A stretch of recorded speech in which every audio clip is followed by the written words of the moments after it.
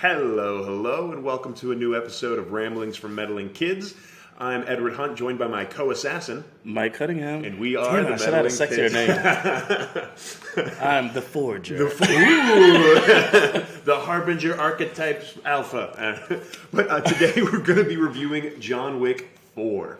So those of you joining us for the first time, or if you just want a quick review of what we do, we like to review movies. From there, we will never spoil anything in the first 5 to 10 minutes. I don't care what people tell you. We don't spoil anything. We will later, though. But the first 5-10 minutes, we'll give a spoiler-free review of what's going on in the movie, what our thoughts are. So if you haven't seen it yet, keep listening to that. Then maybe, hey, that'll decide one way or the other if you want to see it. From there, we'll give you an actual play-by-play. We talk a little bit more about what's going on, our thoughts about certain scenes, and then we'll finish with an outro. So, Mike, ready to get started? Yep. All right, spoiler-free review. What do you got? Okay, so like I said, I'm going to get better at this. I give the film a 4. Okay. Out of 5. Out of 5. I thought it was obviously shot very well. The action scenes were just amazing. We talked about this earlier, where it's like they did kind of drag on certain scenes.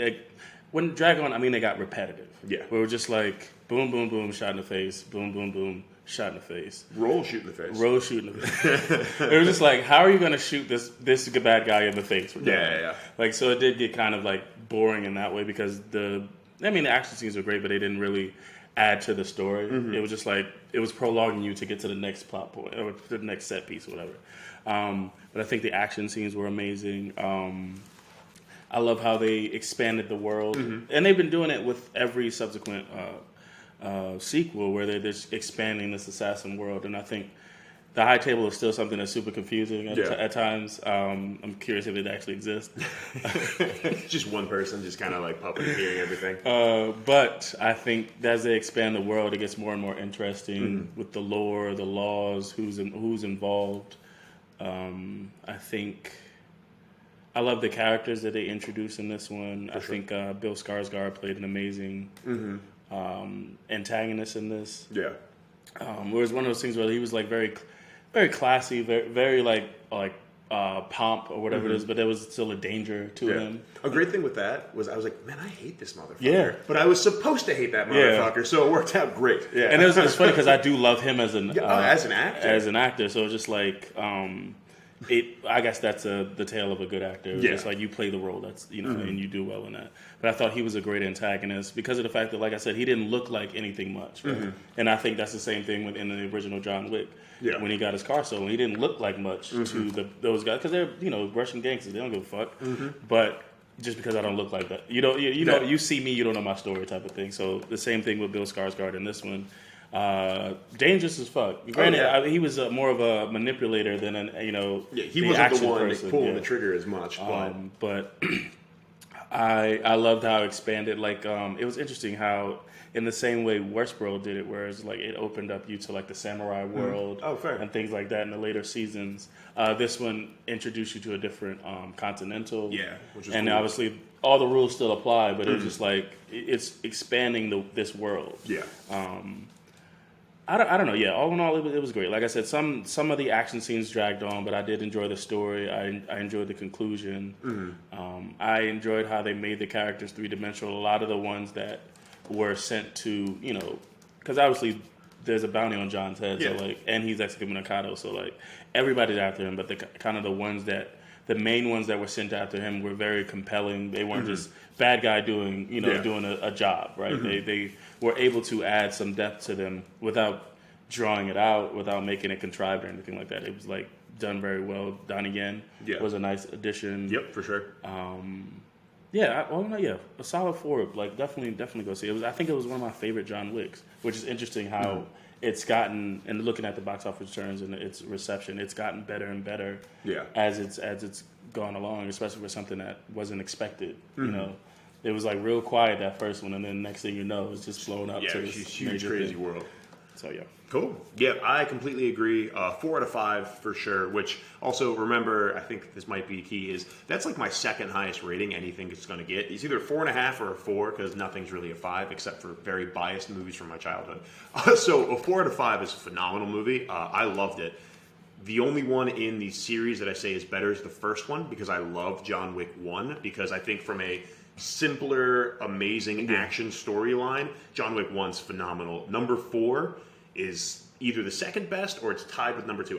It's definitely better than number 3, from my opinion. Yeah. Definitely better than number 3. Number 2, it's pretty comparable, maybe better. I need to rewatch number 2, honestly. But loved it, thought it was great. I would see it again in theaters. I do echo what Mike said, is that it's a little long at times, and some of the fight scenes are a little... Just the action sequences. Yeah, the action, that's what I mean. But I think it's because of the fact that, is it like a tracking shot where it's like one shot type of thing? And that, which is, I think, something a lot of directors are doing now. Not a lot, but it was like, that is a staple in a lot of action movies now or something like that, kind of just getting this one one big take, But I mean, the action sequences were phenomenal. As someone that trains Brazilian Jiu-Jitsu, I'm like, hey, that's an Imanari roll to back take. That's an inversion that he took. And it would be roll, shoot in the face. And that's something I love about John Wick, is even though there's a lot of unrealistic stuff in here, the combat itself is realistic. And you get introduced with these characters, this is not spoiling, but they have full body armor. How do you fight a dude who has full body armor and you have a gun? Double tap. Yeah, you got a double tap, or you like the bullets when they hit these people in body armor, it knocks them back a little bit because bullets still hit, that still impact. They're fine except for bruise, except are in pain. But then how do you get it? You gotta right through the throat. Like you gotta target the weak points. I love that about John Wick. Yeah. So I could get super geek out about all of that. Fight choreography is phenomenal, but my complaint is that some of the fight scenes, I was like, okay, I'm kind of ready for the next fight scene because again, cool, you did the same move multiple times in that one big fight scene. Granted, there's slight variations for sure, but that's my one complaint about it. But also, the world that they've been exploring, great. I felt John Wick 4 actually made the world a little bit smaller. In John Wick 3, I felt that all of a sudden it felt like everyone's an assassin. Yeah. Like you go into a park and all 100 people there are all assassins. John Wick 4 was, you go into that park, if there's 100 people there, 20 of them are assassins. I think they might have taken a note from the last one. It was like kind of dial it back. Yeah, because a little less is more is better in that situation. Because otherwise it just makes Because it was, again, what secret society existed where everybody... where everyone all of a sudden... It's not a damn secret. Exactly. So I think John Wick 4 did a great job of expanding the universe, making it a little more secretive, a little more focused. And yeah, it was a great ride through and through. Would highly recommend seeing it. Even if you haven't seen John Wick 1 or the others, you would still get a lot from this story. Though also you should see the entire series. If you like heavily stylized action and there is violence, there's gore. When someone gets shot, there's a cloud of blood sometimes. So you have to be okay with that. But if you are okay with that, definitely see it. If you're a fan of it and for some reason you haven't seen any of the John Wicks, bruh, see John Wick. But yeah, so that is our spoiler-free review from Mike and I. We both give it a 4 out of 5. Both think it's phenomenal. Definitely highly recommend. Quick word from our sponsors before we do some background. This guy. I'm a real estate agent in the DMV. I'm on the Just Be team with Compass. Compass is a nationwide brokerage. Phenomenal thing about being a real estate agent is I also have access to phenomenal lenders, contractors, and then just market data in general. So if you want any advice for any kind of home project, feel free to hit us up anytime. And even if you don't live in DC, Maryland, or Virginia, we have phenomenal Compass agents in every state, so I can definitely find you an agent that knows your market. All right, let's get some background. So John Wick, what is this background? So John Wick 4 came out this year, March 24th, 2023. Runtime is 2 hours and 49 minutes. It's long. I wish I'd remember that going in. I saw the 5 o'clock showing. Much preferred that. He saw the 8. That's past my bedtime. I'm an old man. So 2 hours and 49 minutes. The budget was $100 million. We won't know the box office until the end of the weekend, but I'm not sure. I mean, I'll see. Like I can't. I was looking at the kind of the box office returns for the other ones. Okay. Obviously they've increased, but I'm not seeing like from what you like the audience that you had in your theater that what I had in mine. I'm not sure if it'll be a big. Big box office weekend for it, but we'll see. I worry sometimes in DC, because we live in DC, that like people don't go to the movies as much. Like if you live in like more of a suburb town, and no offense to the suburbs, I grew up in suburbs. If it's a Thursday or Friday, you need something to do. Go see a movie. DC, there's a billion, or any big city, there's a billion things to do. So I don't know, but we'll see. Yeah. Right now, the Rotten Tomatoes has it 96 critics, 96 audience. That makes sense. It's a good movie. Makes sense. Really good. Yeah. Genre is action, crime, thriller. Directed by Chad Stehelski. Stehelski, something like that. Sorry, who directed the original, all the other John Wick films. Sure. Yeah. Because he was a stunt choreographer so himself. He was a stuntman director. from '94 to 2018. That's awesome. And his big note to fame was he was a stand-in for Brandon Lee. Okay. Who was the main actor in The Crow. The Crow, who ended up passing away. There was like a Bruce Lee's son who wound up passing. Yeah. So he was a stand-in for Brandon Lee, and then once he passed, he actually took over. Sorry, I was thinking conspiracy. I think not, but that's Oh, from The Incredibles. From The Incredibles. Yeah. Okay, so starring Keanu Reeves as John Wick, Lawrence Fishburne as the Bowery King. You have what's his name, Ian McShane as Winston. Yep.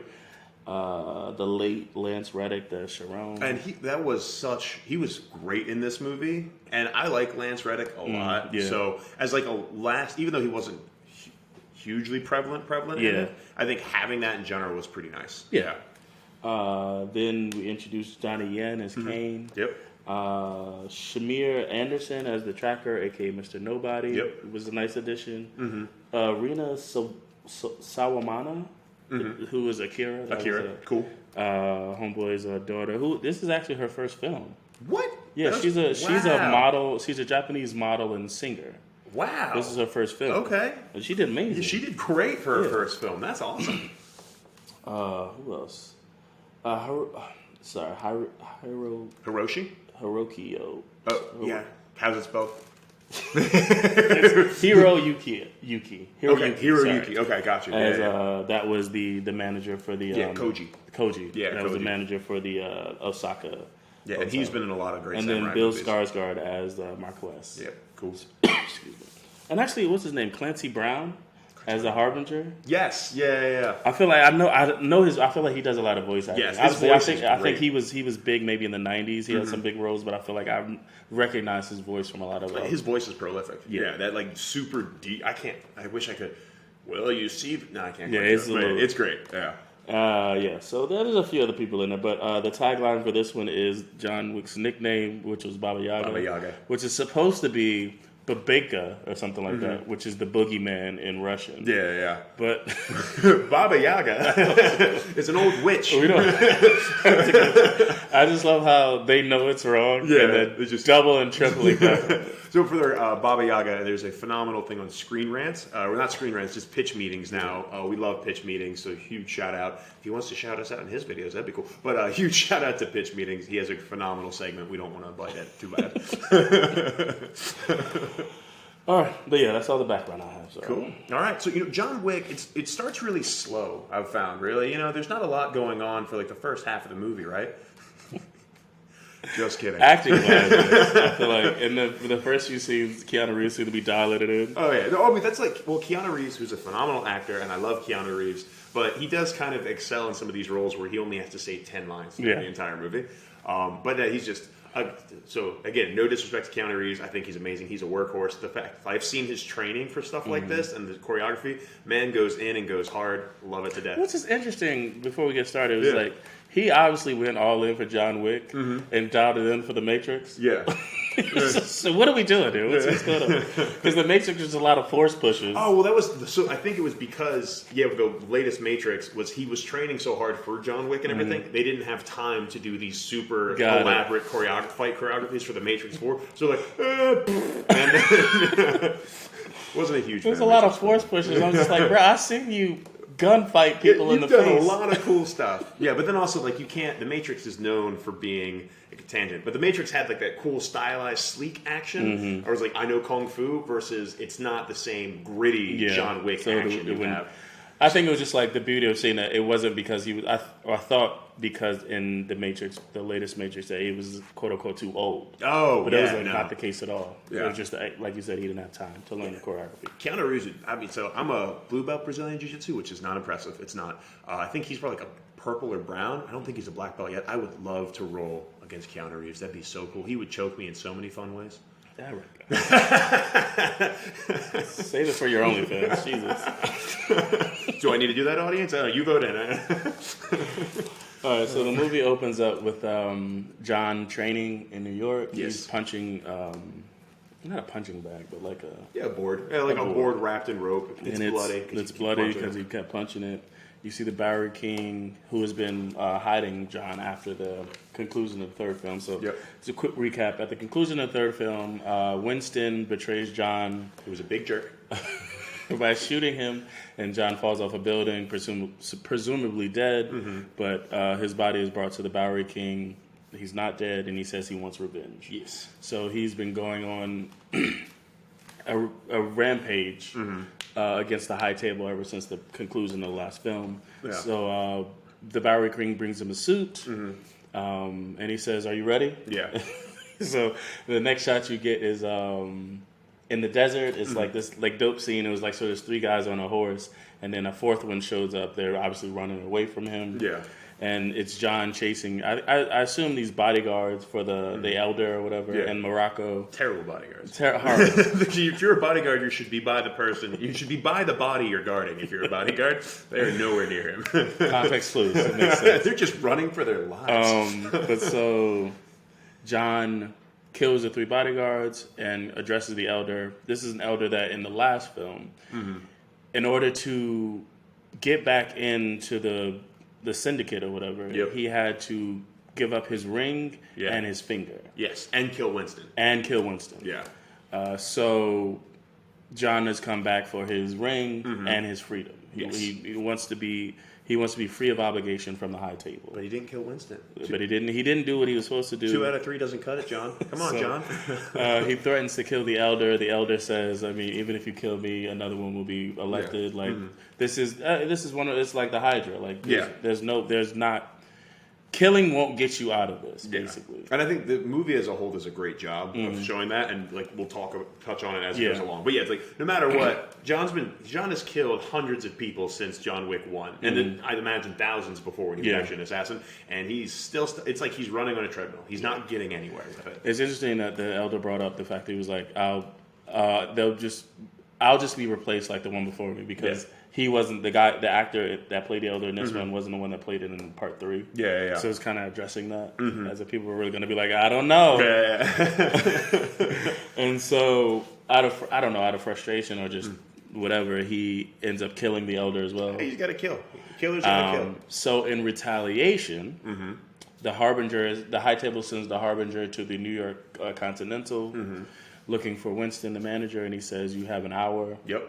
So the fact that they just John Wick, it's so stylized and so fun. It's just talking about it kind of makes it seem silly sometimes. When he's just like, "You have an hour," and he puts this giant fucking hourglass on it. Like that's how they tell time in Assassin Land. What's all coins and fucking bullshit? That's what I'm saying. Like, what's a clock? What's enough? No, fuck that. We got an hourglass for this hour, which it's so stylized and so cool when you see it. But when you talk about it, you're like, that's a little silly. But so in retaliation for John Wick killing the elder, the High Table sends the Harbinger to consecrate. I don't see. It's all these damn words I don't know. It's frustrating. Well, deconsecrate. So consecrated ground is like holy ground. Deconsecrated is to take away the holiness. Yes. So he deconsecrates the New York Continental. Yep. And he strips Winston of his duties, and then he says that a member at High Table was expecting you. Yeah. So Winston and Sharon, Lance Reddick go to the High Table member who is Marquess. Yeah. Is it Marquess or Marquise? I always kept calling it Marquess because it was French. Yeah. I think they kind of, but they said themselves they kind of flip flop, didn't they? I don't remember. I just wanted to pick one and keep it going. Cool. So Marquess basically says that Winston was a failure because he didn't kill John Wick, and because he didn't kill John Wick has gone on this rampage against the High Table. So they're stripping him, like we said, stripping him of his duties. Now he's excommunicado, and they blow up the New York Continental. And then he says, "Well, since you don't have a hotel anymore, you don't need a concierge." And he shoots Sharon. Quick pause here, just from because Lance Reddick passed recently. So I think that was a little. Yeah. I mean, you're not going to take it out like this. It's acted, but it was like, damn, he just died. Yeah. Well, I mean, but I think from that is because he hasn't been a huge character. He's been in every John Wick movie, but he hasn't been the central character. But his interactions, his dialogue that he had here, I mean, he's such a great actor in general, Yeah. and his voice is phenomenal. So it was really cool seeing. Well, not cool that he passed, but really cool like seeing like.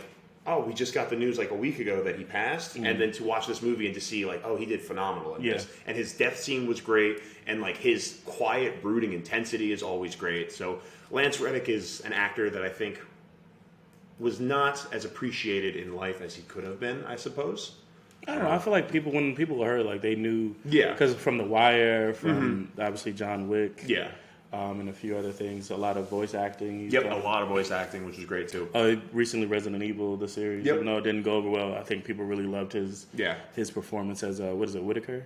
I can't remember the name, but yeah. Also, on a quick side, Funny or Die has a phenomenal Toys R Me with Lance Reddick, which is just so ridiculous. I think that's what it is too. Since he's such a serious actor, when he does comedy, it goes Toys R Me.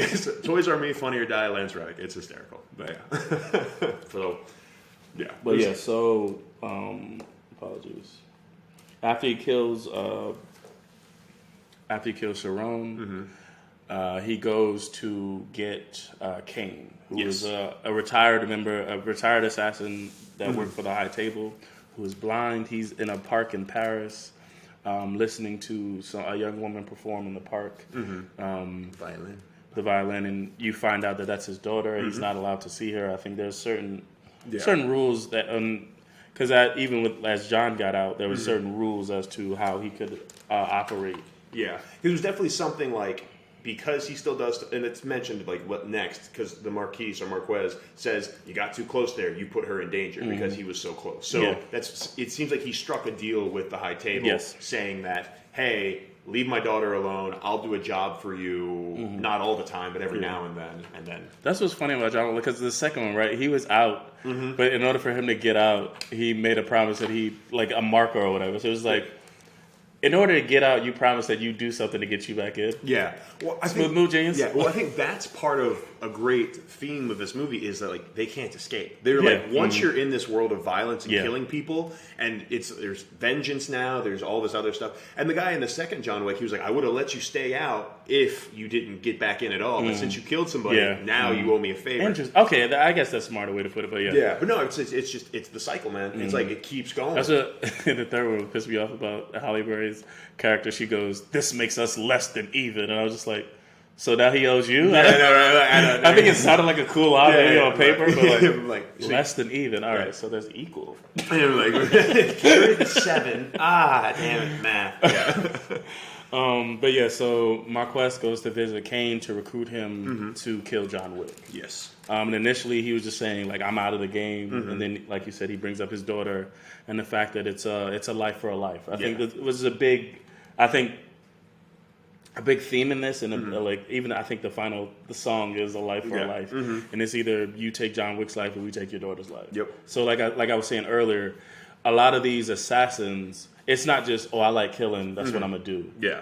Some of them, yeah. But I think the main ones that we get introduced that have like a story in it or are really influential parts of the story are very much like, I'm not doing this because I want to. Yeah. There is like I'm being threatened, I'm being manipulated in a way. Well, I think a lot of those too, though, when they were younger, they probably did do it because they wanted to. Yes. But as they've gotten older, they're like, shit, this sucks. But you can't escape your past that much. Like, you can try, but it's there. We learned that in Creed. Yeah. Very true. So, excuse me. We see, so obviously Kane gets assigned to kill John Wick, and Marquez goes, well, where is he? Yeah. And Kane brings up a big point. He was like, well, John Wick has very few friends, and then even fewer people that he trusts. Yeah, I trust his life with. Trust his life. Or maybe he said he has few allies, and then I think he has I'm pretty sure. He has few. He doesn't have a lot of friends left, and fewer that he'd like trust with his life. Yes. Something to that equivalent. And so it's kind of this. Obviously, you learn later that Kane and John Wick have this past. So like he knows how John's gonna move, how he thinks. Yeah. So the next scene we see is this another assassin checking into the Osaka Continental with a dog that he has, and like he goes in and the Akira, who is the concierge, says, oh, we don't allow pets. So he was like, oh, emotional support. Yeah, emotional support. And it was, I think she rolled her eyes and was like, I know this is a fake world. But it was just like, I feel like that was a real world thing. It was like, really? Emotional support Peacock, that's what we doing? Well, that's true. Oh man, there's so many stories of people like sneaking crap in all the time. Like, yeah. But it was a little funny. So like he's sitting in the lobby and he opens up his notebook. I think there was a ping about John Wick. So in the third one, I think the bounty on John Wick's head was $14 million. Yes. Yeah. And I think in the beginning of this one, after he killed the elder, it's been boosted to 18. 18. Yeah. And the tracker, aka Mr. Nobody, is looking in this book. He has certain drawings. Yeah. And things like that. And there's a scale, like a number scale or whatever. Yeah. And it was like you see 18, you see 20, you see 20. Yeah. and it's just going up to like maybe 40 million or whatever. That's what he wants, I guess. Yeah, and he circles it, just I guess noting what the current value of the bounty is. Something cool I want to say about the tracker is like you look, because John Wick, so much of it's like so stylized and cool, and that's why the tracker stands out so much for his attire, right? Because what they have, he kind of looks a little bit like a bum. You know what I mean? Yeah. Like he has like the oversized jacket, like the big combat boots, the big brown jacket. I guess you do see fingerless so many gloves. people kind of really polished Yeah, very polished. in the assassination world. Yeah, so many of them are like, Akira has tight leather. John has always worn a suit. Other people always wear a suit. They look very prim and proper. Yeah. And then the tracker looks pretty gruff and rough. Yeah. But it makes him stick out so much more in this world, which you're immediately drawn to him. So it was a really cool piece. That is cool. Yeah. And so we meet the manager, who is Koji. Sorry. Yeah, Koji. Yeah. And Koji. Koji. Yeah. I can't. Yeah, So I'm not going to butcher it. I already did it with his first Koji? name. Anyway, yeah, Koji. So Koji is meeting with his concierge, who was his daughter. Yeah, that was really well done. It was a sweet little moment where she was just like kind of running through his agenda or his schedule for the week or whatever, and she mentioned that his daughter would like to have dinner with him or something like that, and then she also mentions the fact that about John Wick, there's been this news that if they find out or if they think that because the New York Continental has already been blown up. Yep. So the fear is that Osaka will be next. Yeah, since they know that Koji and John Wick have history together. Yes. Yeah. And so she mentions that. He kind of brushes her off, and then she says, "I'm sorry, Father." Yes, or yeah, whatever. and that's when you hit it. You're like, because even before he's like, how did I deserve such a caring daughter? But talking kind of backwards to her, like, so you don't realize it's his daughter until that moment. Yeah, it was very sweet. So he goes up to the roof where you see that he has been hiding John. Who'd have thunk it? Oops. I tell you. And so they have a back and forth, and I think it is very much like you were saying, like maybe in their youth, literally had nothing to live for, like didn't fear death in a way, so like that's why they moved recklessly and didn't care about the future because they didn't think they had one. But as they've gotten older and wiser, they move a little bit different. They think differently, and they've made bonds. Like John Wick had his wife at the time, and that showed him a different way of thinking. Koji has a daughter. Who did he? Same did not thing have with a daughter. Kane. Yeah, same thing with Kane. So like you see these older men who, I'm sure when they were younger, they were rapscallions and just gallivanting. Stop showing your age. They were gallivanting all over the place. Cut the malarkey out. But now that they're older and they have these bonds and ties to the world, and they're older and wiser, and they realize they're like, oh man, we were dicks back then, huh?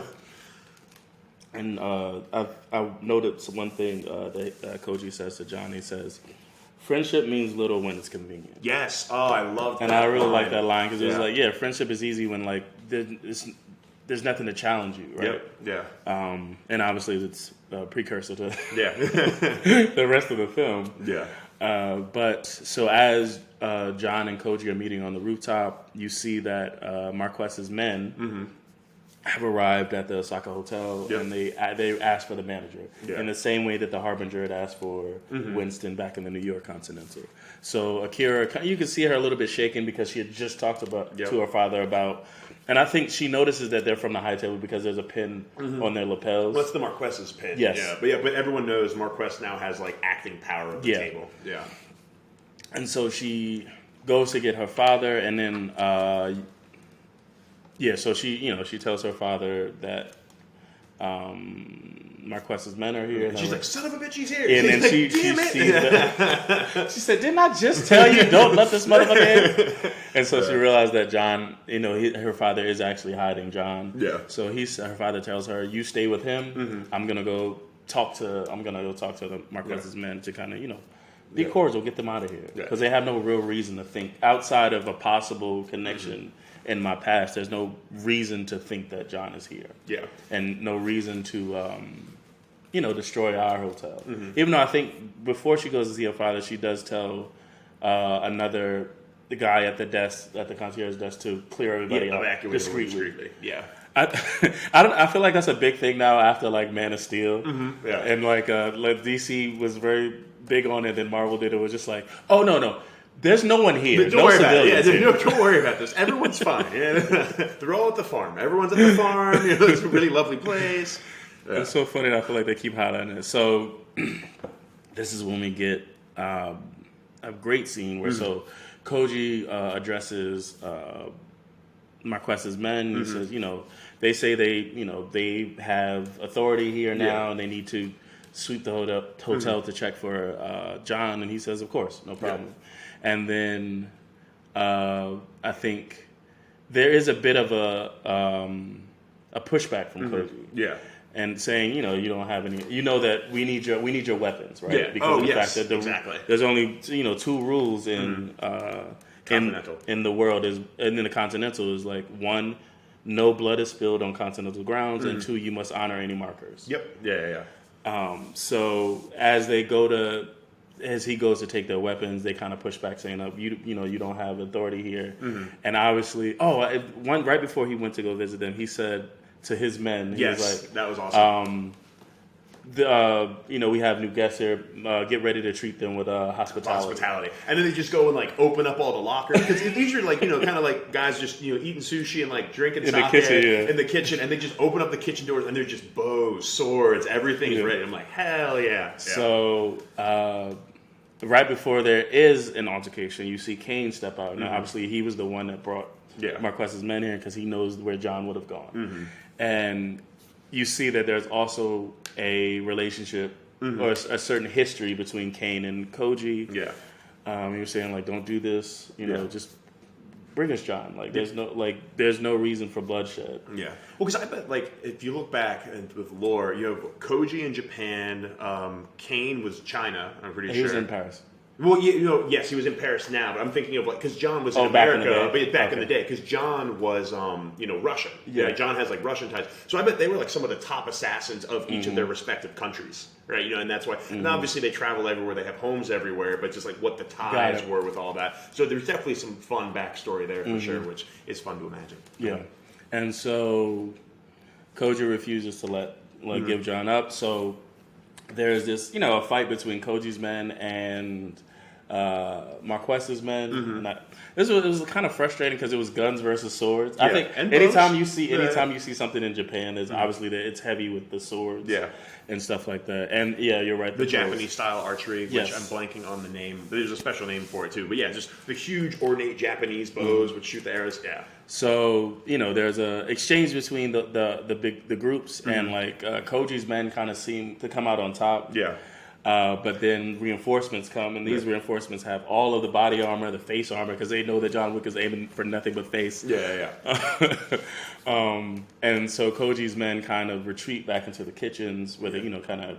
Which, for the record, they just let them. Like, it's like movie's got a movie, and I'm not gonna do this all the time. But like when they're backing out, and like the Marquez's men just let them back away. I'm like, dude, you should have shot all of them at this point. They don't have all the armor that y'all have. Yeah. So we get more scenes of I think one of Koji's men goes to the rooftop to tell Akira that that the hotel's being attacked, and immediately they get attacked on the roof. Yeah. So you see Akira is frustrated. So this is when she had on maybe a kimono or something like that. Kimono. Yeah. She takes it off and she has this leather outfit on. She gets her bow and they start fighting. Yeah. Marquez's men on the rooftop. You have Koji and his men fighting kind of in the kitchens. There's a really cool scene with Kane. Yeah. Because, like we said, he's blind, but that does not stop him from being an amazing assassin. And so, Marquez's men are pinned down. So, well, do your job. Yeah, in a way. He's just like eating noodles. Yeah, so Kane's just eating noodles while all this is I happening. mean, he is in the kitchen. Yeah, exactly. He's got to eat. He's like, oh, fine. So he puts his noodles down and he goes to fight, and it was just like it's Donnie again, and it was like you saw Donnie this. Yen's so fucking, You saw this in the what was it, the Star Wars Yes, Rogue One. Rogue One, and like him and Ip Man. Donnie Yen is just a phenomenal martial artist. But it was really cool. He used these like I think these kind of bells. Yeah, like these like doorbell scanner things. Yeah, so it was just like it was like a motion sensor. Yeah, motion sensor. Yes, where like someone would pass it and he could tell where they were. So like, it was just a really cool scene in the kitchen with Donnie Yen. You have the scenes upstairs with on the rooftop with John and Akira, and then as they defeat the men that come to the rooftop, they kind of make their way down. Yeah, well, and this is what I was talking about when you have these fully garbed people. I mentioned at the beginning, so I won't like too much, but like they're fully garbed. Their only weaknesses are like in joints, their neck, their elbows, their shoulders, inner thigh. So that's what John Wick is targeting. When he shoots them in the chest, though, they're like poof poof. They feel the impact, but it's not going to kill them. It's just going to bruise. It was just kind of a deterrent for a second. A deterrent for a second, so then he can get up and slice,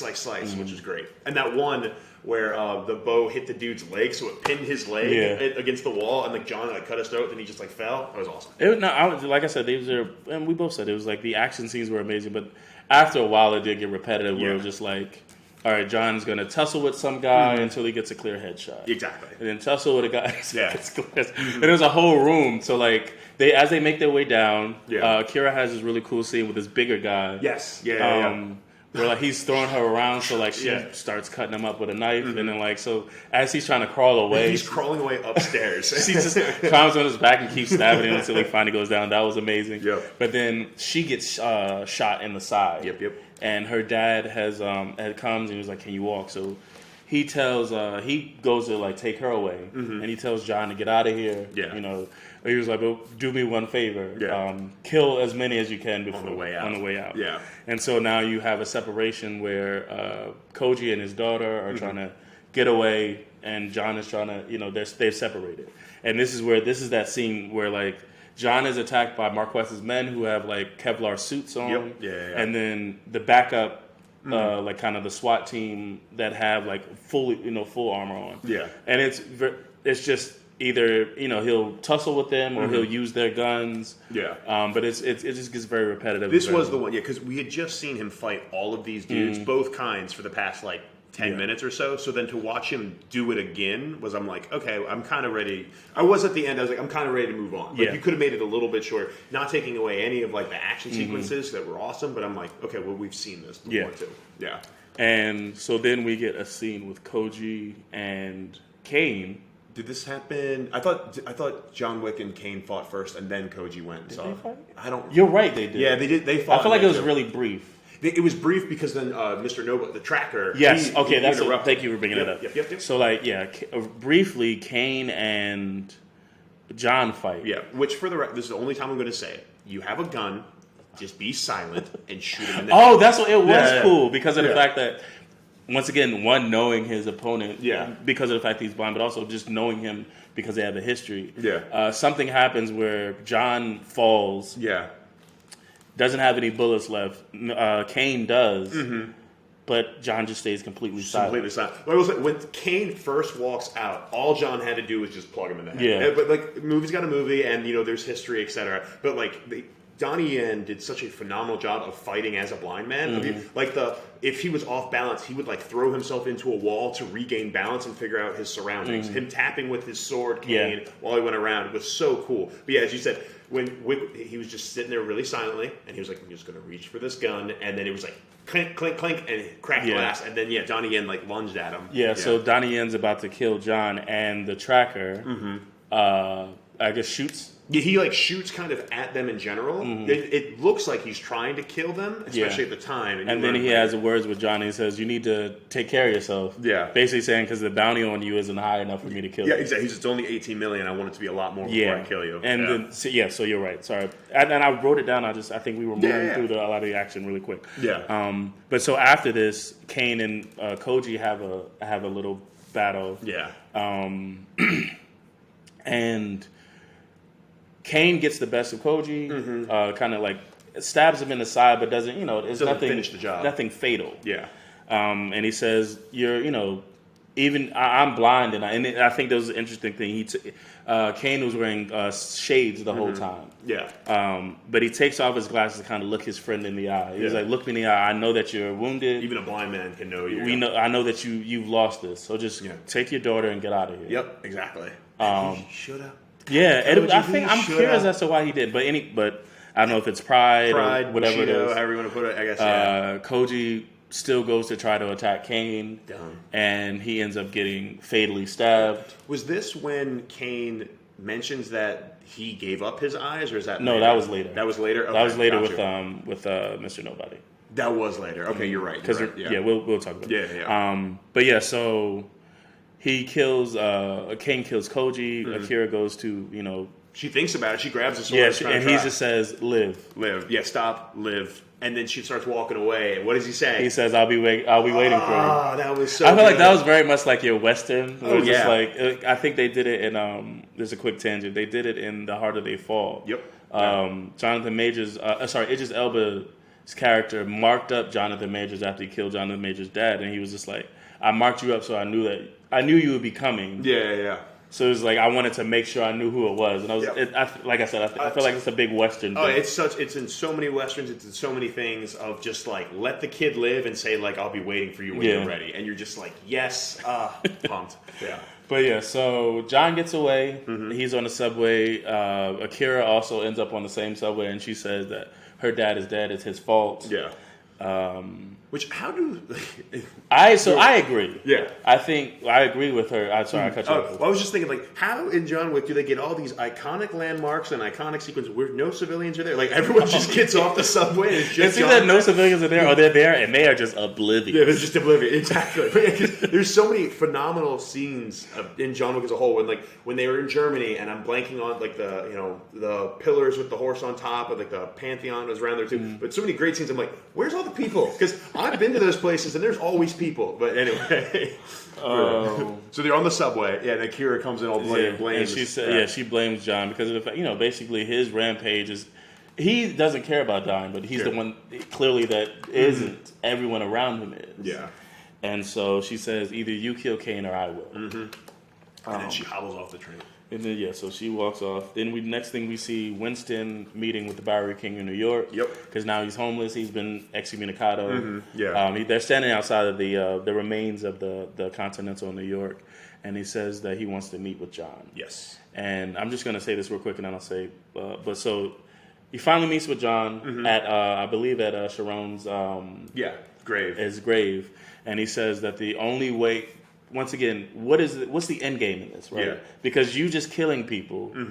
This is your like I said before. This is your Hydra. It's just you cut off one head, another three more grow back. Yeah, exactly. It never ends. It never ends. So like, what is your actual plan? Because he wanted to kill Marquez. Yeah. Now what? Yeah, exactly. And he was like, I'm going to kill all the table. But like, there's a billion people. Yeah. And so he tells there's a way to get out of this, and it was like if you challenge Marquez to a duel. Yes. In the old ways of the syndicate or whatever. But the only way for him to do this, the only way for him to challenge Marquez and the High Table is to be a part of a family. Yes. So he needs to go back to Germany to get his ticket amended. With his Russian family in Germany that he was affiliated with before. So he needs to get his ticket amended or something? Yeah, remended. Remended. And then also a new crest. Yes. And then at the same time... They don't really explain all the rules for this. You learn it as you go. Yeah, just have fun with it. You gotta be quick on your feet. Yeah. So that's the plan. That's the plan going forward. John needs to go to get rejoin the syndicate so that he can challenge the High Table to get out of. Got it. Which makes, I guess, so like as long, a High Table family can even if the High Table says no to somebody, makes someone excommunicado, another High Family Table can bring them back into the fold, I suppose. Yeah. Apparently. Yeah. So while that's happening, so that's John's goal now is to get to Berlin to rejoin the family. Yes. At the same time, Marquez meets with the tracker. He calls himself Mr. Nobody. Yeah. He's like, who are you? I'm Nobody. So the Marquez is like, Mr. Nobody, and that's now his name. Yeah. And so he, because he realized that Nobody was the only person outside of Kane that could track John Wick. Yeah, he was like, how do you do this? Yeah. Which, honestly, how does he do this? And so Nobody says, like, for a certain price, I'll find John Wick for you. Yeah. 23 mil to find, 23 mil to and kill. No, he said 20. No, he wanted 20. Yeah, 25 initially. Initially, and then he was like, "I want you match my 401k." Yeah. So 23 mil, to do it. Then after they find or something, then After he finally goes into my retirement fund. Or whatever. Does he actually have a retirement fund? I don't know. Like And so this is what I was saying earlier about like I think if he was more silent, it would have been cooler. But he has his back and forth with Marquez, and Marquez, I guess, kind of getting frustrated with the whole idea of having to negotiate with anyone that he deems lower than him. Yeah. They shake hands. He grabs nobody's hand and puts a knife through it. Yeah. Well, it was also great because it was just like, boom, you have two options. You have two options. Either you take the knife out or you take your hand out. One tells me you're a man, only out for yourself. One tells me you're a man for the mission. And that was like, that was cool. Also very painful. Painful to watch. Yeah, I know. Like literally, and then he like slowly pulls his hand away while the knife is just, because he's a man for the mission, not for himself. For the mission. Yeah. So, the Mr. Nobody tracks John to Berlin to a church. In this church, I love this when they're just like, "Father, I need to talk to the priest." So he goes in the church. Yes, sir. You're fine. So John makes his way to Berlin and to the church where the family that he was a part of is established, and he is relieved of all his guns. He has like 3 on him or whatever. Yeah. And then he walks up to the priest who is reading from the Bible, I guess. I guess like Russian Orthodox. Yeah. And he goes, "Father, I need to talk to you." And to Uncle Pyotr. And the priest just immediately picks out a shotgun and just wham! Shoots him directly in the chest. And he's just like, nice jacket. Nice jacket. And so they knock John out, or they just grab him and they, I guess they tie. It's a very interesting way to hang somebody. Yeah. So there's a noose around his neck, but he's sitting in a chair with his hands tied to the. Yeah, because they're giving him slack for now. So it's like, okay, it's not comfy, but he's sitting in the chair. It's not slack. But so he's sitting in a chair, noose around his neck, hands bound and tied to the floor. Yes. Yeah. So and then he said he's trying to see Pyotr. Is that how you pronounce it? Uncle Pyotr. Yes. But you find out that Pyotr is dead because once again, in retaliation for what John did to the elder, they blew up both the New York and Osaka Continentals. Yep. And then they murdered Pyotr. Yeah. And so now his daughter Katya, is it? Yeah. Katya. Yeah, Katya. Yeah. Is in charge. And so he's saying that he can fix all of this. He just needs their help. And she's like, "Why would we help you? You have nothing for us." So and as he's talking, they're like you were saying, they keep cranking it. They're up. cranking the noose, so he goes from sitting to standing with the noose around his neck. And that's what I was saying. It was interesting because his arms are bound to the floor, so he's like kind of getting pulled in two. And then so they make a deal with him. Yeah, and because he tells them if they sponsor him to fight to challenge the high table to a duel, he can end all this. And so they say, well, before you do that, before we agree to sponsor you, you need to kill the person that killed Pyotr. Yeah, who is Killer. And Klaus will take you there. Klaus. I am Klaus. So the person who killed Pyotr was the German high table member. Yes, named Killer. Killer. Yeah. And so, not related to Ghostface, different killer. And so, she says Klaus will take you, and this is this guy who's basically the Groot of the John Wick universe. Yeah. He can only say, "I am Klaus." I am Klaus. Why does he hit him with the club? I don't know. It doesn't make sense. Anyway, so Klaus takes him to this nightclub where I guess it's Killer's hideout. Yeah, and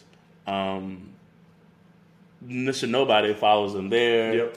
As well, he calls Marquez and says he's at this establishment. Come and get him. Yeah. And then now Marquez changes the terms of the deal, and he says now you need to also kill John Wick. Yeah, what? And he was like, that's what we'd agreed upon. He was like, well, I'm paying you for your service. Yeah, exactly. He's like, and he's basically like, fuck you, do it anyway. And it's like, well, damn it, that's why you shouldn't make deals with killers, everyone.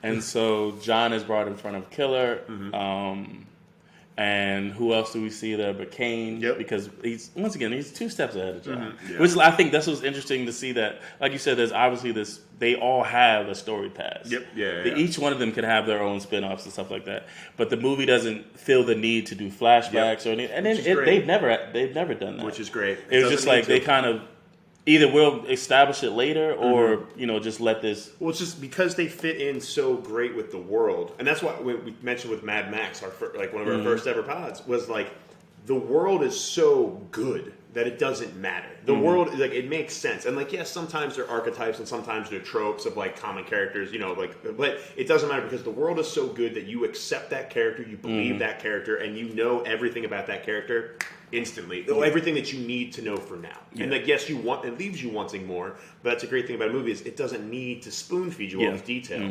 Yeah. And so the Mr. Nobody also gets caught outside. Lurking and about. So now all three of them are sitting at the table, and it was like Killer, says it was like, all right, so you want to kill me, you want to kill him. It was like this. Literally, everybody sitting at the table wants to murder somebody at the table. Yep. Mainly John. Yeah, mainly John. And so they play a game, a 5-card draw. Yeah, 5-card draw. Yeah. To see who will. Classic poker. Yeah. See who will kill who. And so each one of them have a decent hand. Yeah.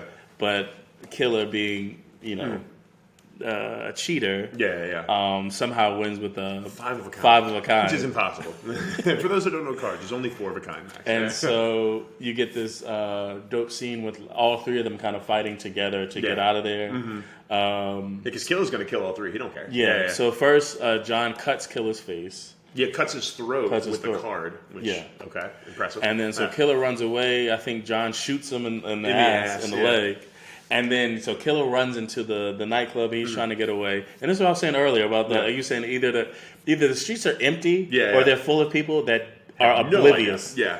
Oh no! Quick side note, just from that sequence, because Klaus drops John Wick off. I saw Klaus in that group at the club. Oh, did you? Yeah, like Klaus is like in the middle of the bridge, and I'm like, "That's Klaus," because I guess he stopped the party. He was like, "I'm still gonna party." He said, "Hey man, I gotta drive him home." I am Klaus. And it's, I am Klaus. But yeah, so this was a cool scene because unlike Marquez, you do see that Killer is a boss, but he doesn't make his henchmen do all his fighting. Well, he did for a while, and then he came and was like, "No, bitch, I can fight too." And he was way more nimble than you would think. Absolutely. Like, he was like whooping John's ass. Because Killer's a big dude, and he's not like morbidly obese, but he's a big Tekken Bob from the. Tekken he reminded games. me of Kingpin from Daredevil. Yes, absolutely. I'll take that. And it was like just just way more athletic. So like they start fighting. This is the first scene in this movie where you get John being thrown off of something. Yeah.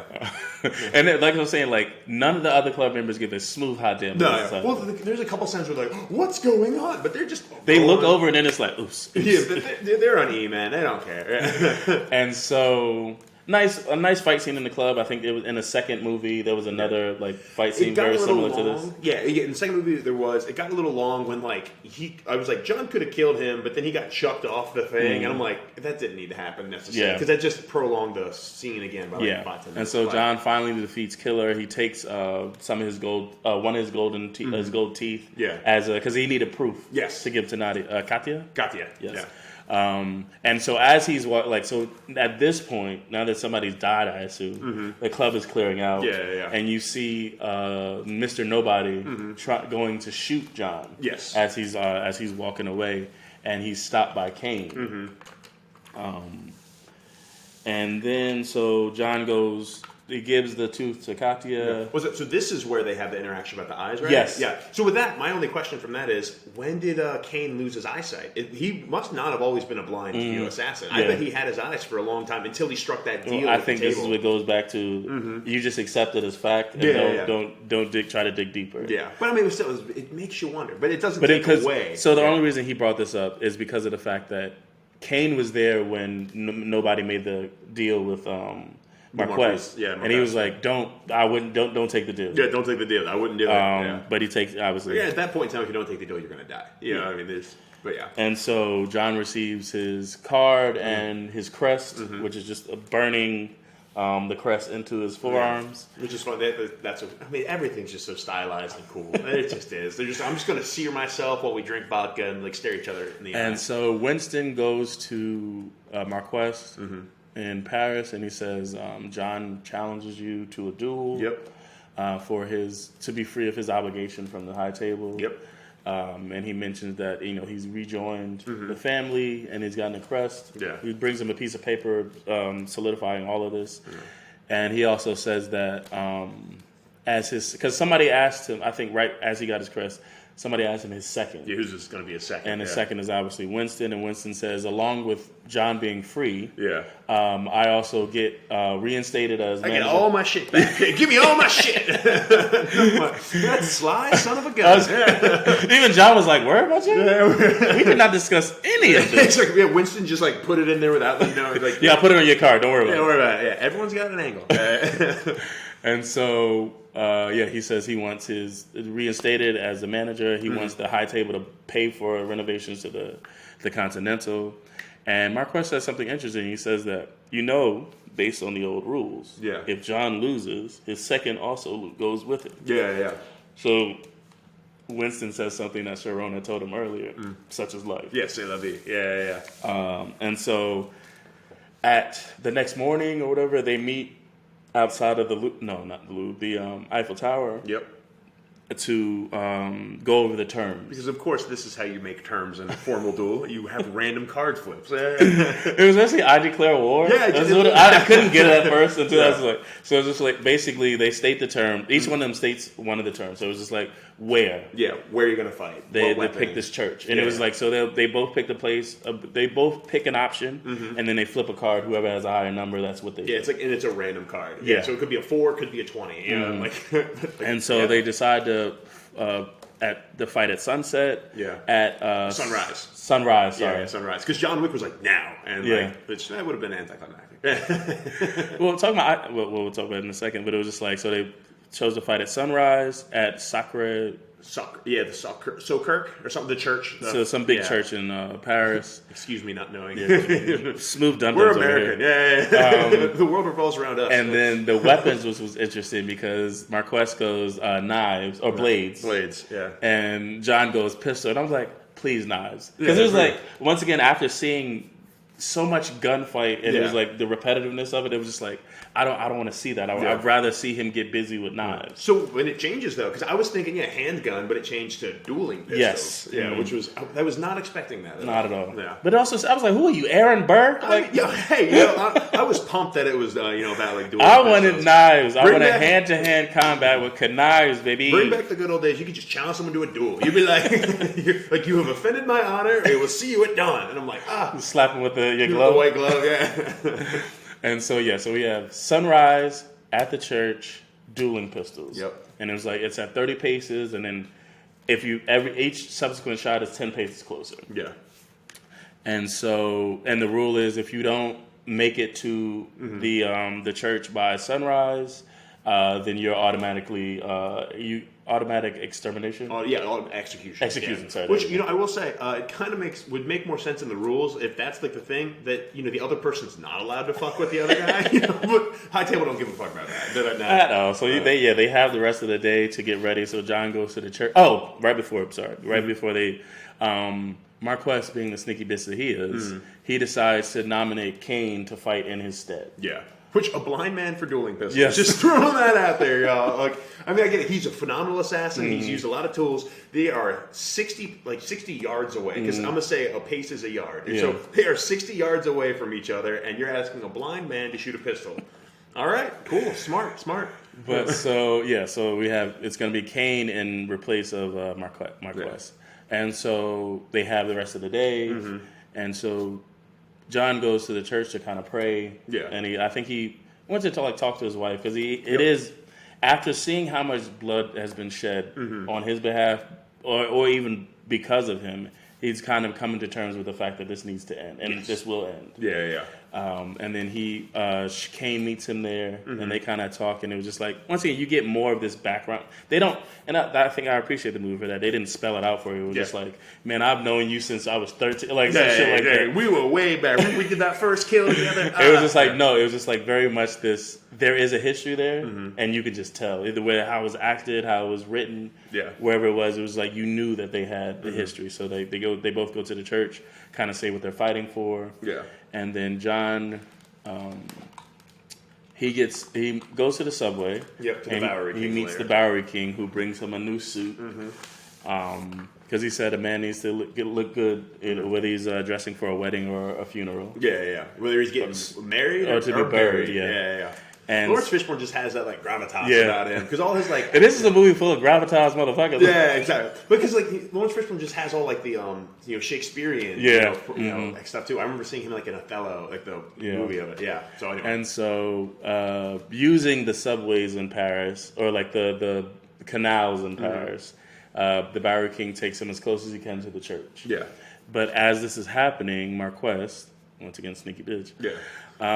He talks to his secondhand man, and he was just like, because the secondhand man was like, I don't want to talk out of turn, but it was like, why would you put your life in the hands of a blind, assassin? And he was just like, well, I mean, who's to say that John is going to make it to the church on time anyway? Yeah. And his secondhand man goes, understood. I get what you put. And so like he increases the bounty to, I want to say, 20 mil or 26 million, something. I think maybe it's 20 million at first or 23 million, then 20. Yeah, there's multiple increases of bounty. Yeah. So the bounty basically is increased. Yeah. There's a radio broadcast saying that that's interesting because you saw this in the first one. This one has a radio broadcast, but usually there's a mass text that goes out. Yeah, there's a mass because there's also all these operators, pigeons, I assume. Yeah, which of course now it's like so this like operator or like there's operators doing the stuff, and then you have the woman announcing stuff on the radio. But like anyone can listen to that radio station. This is 99.5. Hey, all you killers out there! Try to do 2 Chainz. What's going on? She's like, we don't play that here. We play, I'm gonna kill you.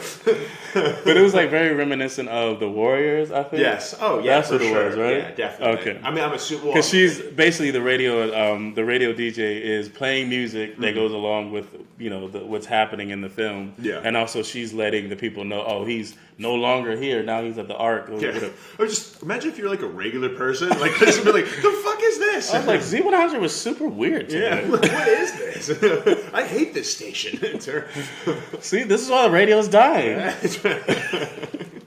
But so John comes up from the sewers. It seemed like the Bowery King was going to get him a lot closer. He did not get him that close. He was like, "Oh, I got." He was like, "Man, I'm underground. I don't know. I don't have service down here." Because I'm like, "There's a lot more of this canal. They could have gone down a lot more of this canal."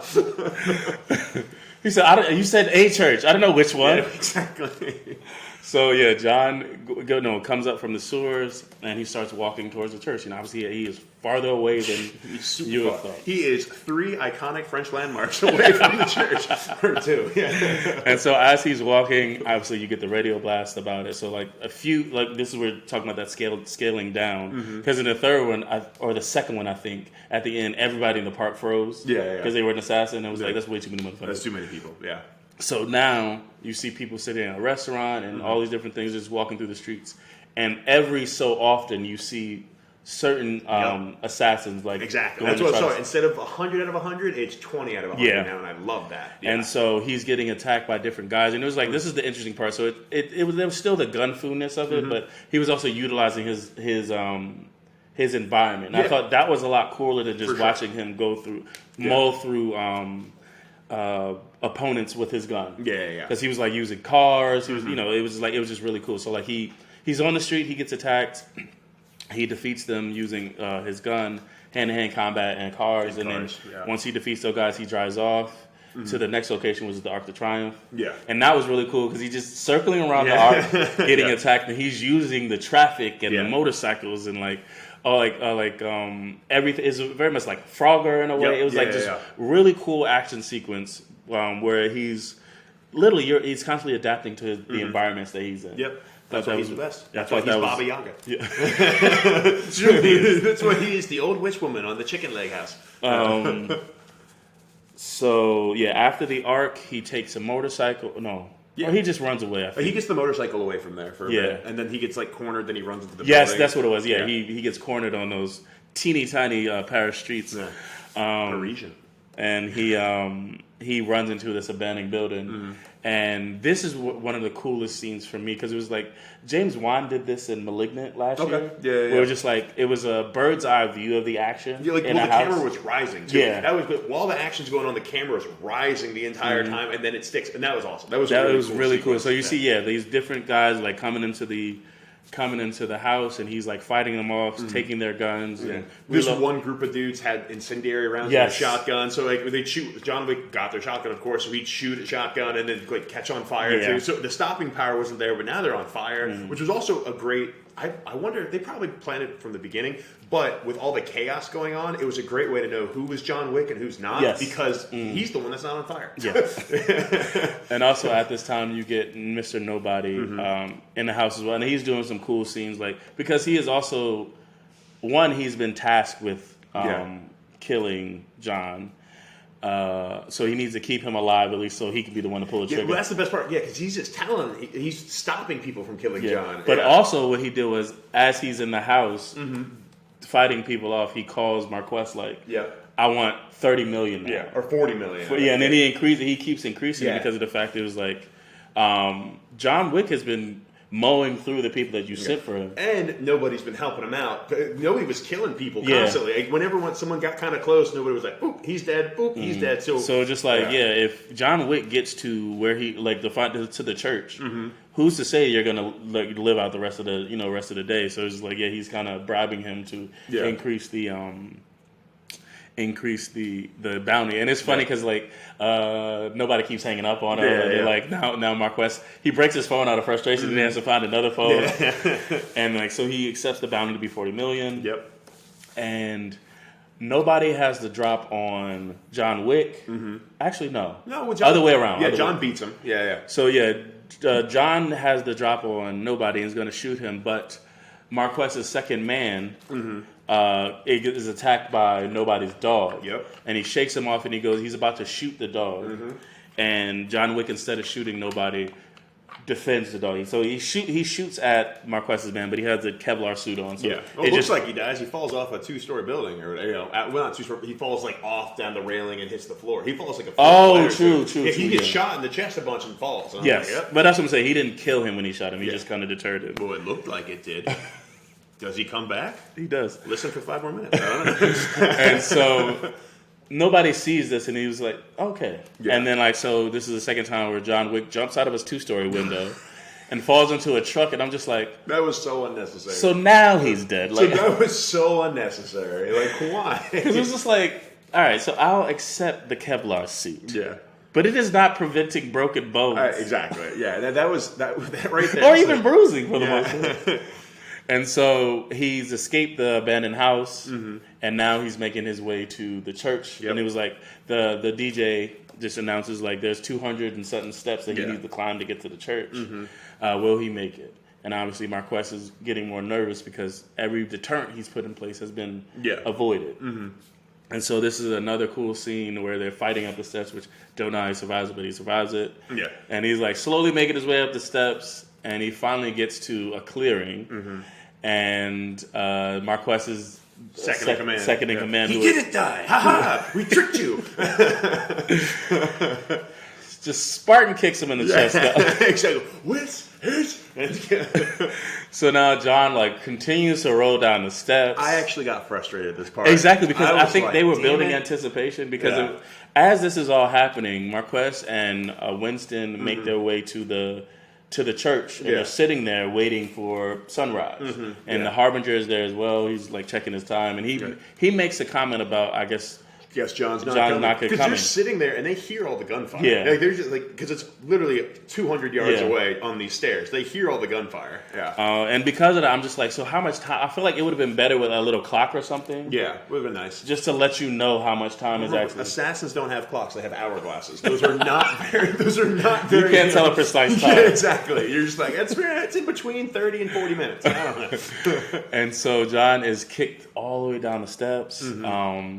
And he gets picked up by Kane, who says, come on, John, let's at least because I think there's an honor in it, right? Yeah, within for sure. assassins, it's just like, yeah, we will have to kill each other when we get to the top of the steps, but at least let's get there. Yeah. Because this is bullshit. I would have rather, now I'm thinking about it, Kane just met him at that clearing. Like, John didn't need to go all the way down the stairs again. Just, he gets met as soon as he was about to get kicked, Kane comes just in to save help you out. some time. Yeah, exactly. And the fact that you see Keanu Reeves throw himself down these stairs. Oh, Because there were times, too, like... Yeah, he would get to the flat part and he'd be like, and... He'd get to the flat part, like, there's no reason for him to keep rolling, and then you would literally see Keanu just, like, push himself forward more to keep rolling down the steps. I'm like, damn. Because the director's like, more!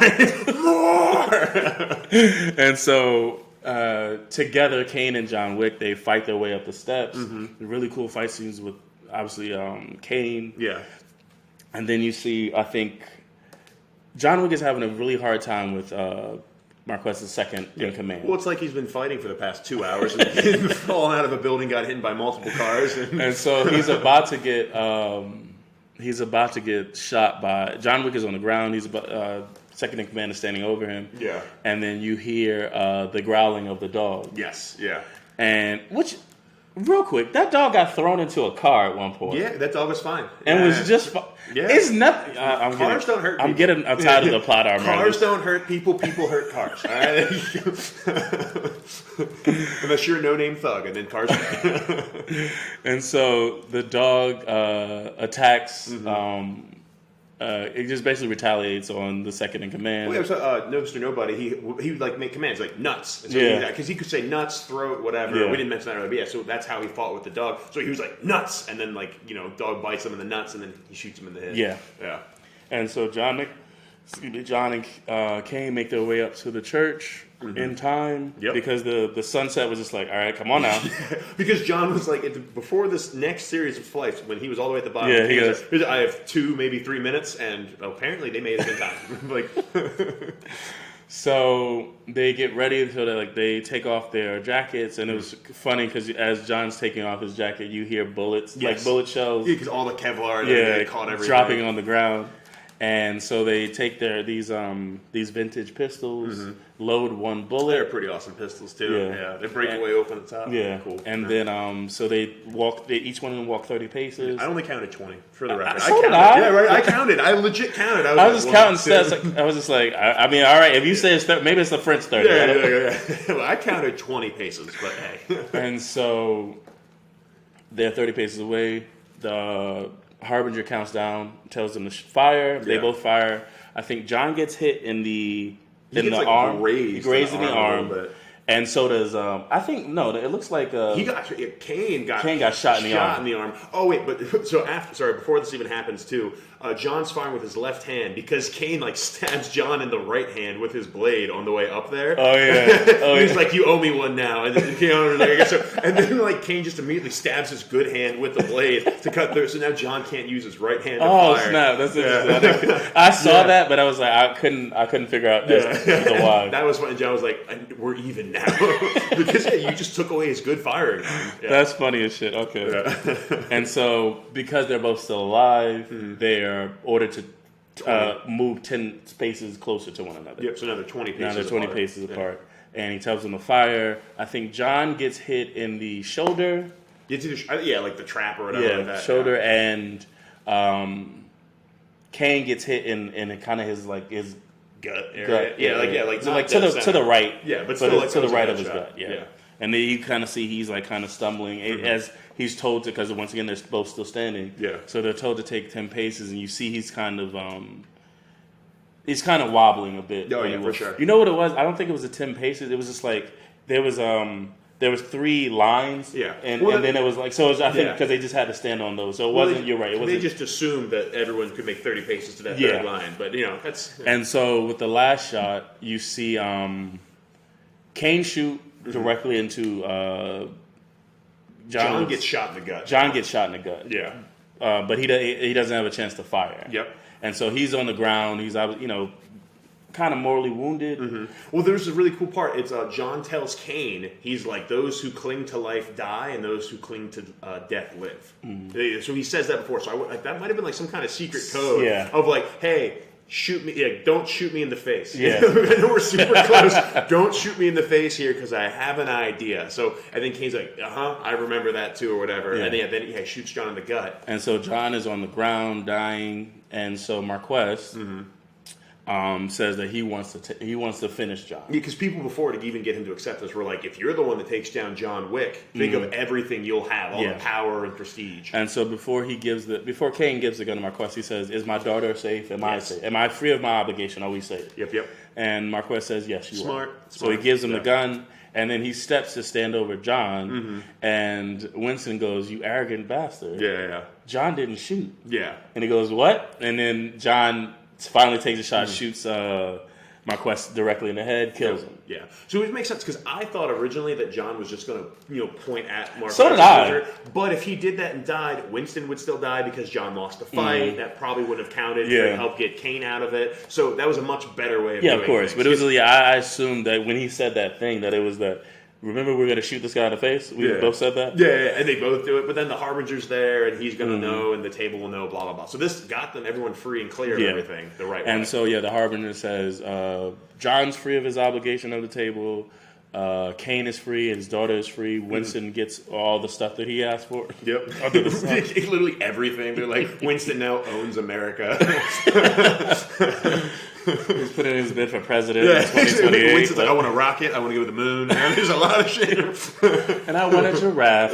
Exactly. I want a giraffe and a monkey. And so Kane leaves. Obviously he's a free man. Yep. John stands up and he's looking. Winston mentions about look at that sunrise. Oh no, he said look at that sunrise before. Yeah, it was before. But John says, "Can you take me home?" Yes. And Winston says, "Of course." And so John goes to start walking down the steps, which was kind of random. I was like, "Where are you going, John?" Yeah. I was like, "Where are you going, buddy?" John, the car's over here. I'm like, "What's going on, bud?" Yeah, and so he sits down, and I think he has dreams of his wife. Mm-hmm. Yeah. And then he kind of succumbs to his injuries. He dies of a broken heart. He pulled a Padme. No, he didn't actually. But I guess, because I will say, a cool thing, it was foreshadowed by this, when Winston and the Bowery King, Lawrence Fishburne's character, were talking in the beginning, John mentioned on his, tombstone, he wanted a loving husband. Loving husband. So that was, it was kind of, all right, John was because he had said that because they had met at Sharon's grave, and he said that Winston had, thought what to put to sum up this man's life, and he just put friend. Yeah. And Lawrence Fishburne was like, "Long live the king!" And it was but so it was definitely. I think John had it in his mind that he wanted to be done with this, and this would be like his last kind of thing. So I think it was partially like, how does a man survive all of this? Willpower. Yeah, and that's a lot of not letting himself die almost. So to have, I think he just really wanted his freedom. Exactly. So he has his freedom, and even though he was only shot in the gut, which technically shouldn't have killed him like it did, I think it was after hours of fighting and everything else, he was finally like, I can let go. Yeah. And then he dies. Yeah. And so you see that they're at his gravesite with Barry King and Winston, and he's been buried next to his wife, and hers says loving wife, his says loving husband. Yep. And then they kind of mention about where is he now? Talking about is he in heaven or hell? Yeah. And I think Winston says something about who knows or some shit like that. And then the movie ends. And he says, "Goodbye, my son," confirming Winston's his father. Was that what? No, not actually. No, not actually. Because I saw it too, but I was just like, I don't know. No. I'm pretty. I don't think so. But it was just Dos Svidaniya, my son, in Russian, as a way of saying my boy, my But then he walks off. The movie ends, and then we talked about, there was an after credit scene. So after everything, so a lot of people missed it. And actually, I didn't even see it in theaters. I assumed it was. Yeah, I googled it as I was sitting there. But basically, Akira is hunting Kane. Kane. Well, Kane. So because I watched the scene because there's a leak online on Reddit and I think Twitter. But Kane has flowers. He's listening to his daughter play the violin, and he's walking towards his daughter to congratulate her because he can now be back in her life.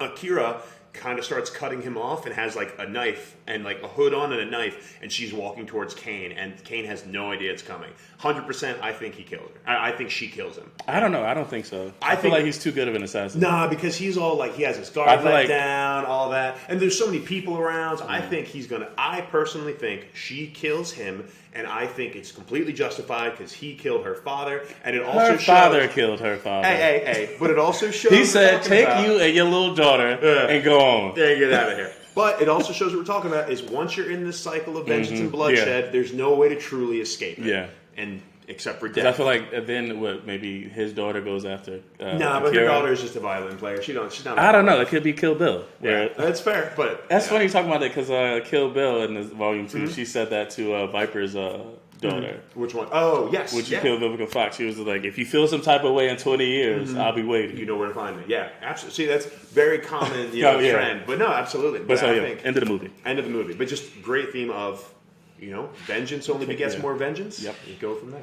But that is the end of the movie. Thank you, everyone, so much for listening. What we like to do at the end is just think about, did our opinions change? Mike, did your opinion of your ranking change for this movie? Solid 4. Really good movie. I agree. Yeah, solid 4 for sure. John Wick 1, I give a 4.5 for the record. But yeah, solid 4. Still thought it was great. Couple pieces were a little long, but love the movie. Highly recommend you see it. I'll watch it again when it's on HBO Max, I'm sure, or Amazon or wherever the heck it is. But again, thank you so much for everyone for listening. We are the Meddling Kids. If you would like to find us on social media, we are at 2MeddlingKids on Twitter and Instagram. If you want to email us, we are at 2meddlingkids@gmail.com. We'd love to hear from you. And yeah, Mike, how can I reach you? On Instagram at Days from Legendary. Perfect. And if you'd like to reach out to me, I'm at EdHunt77. Thank you so much for listening, everyone, and we'll see you next week. Gotcha. Bye.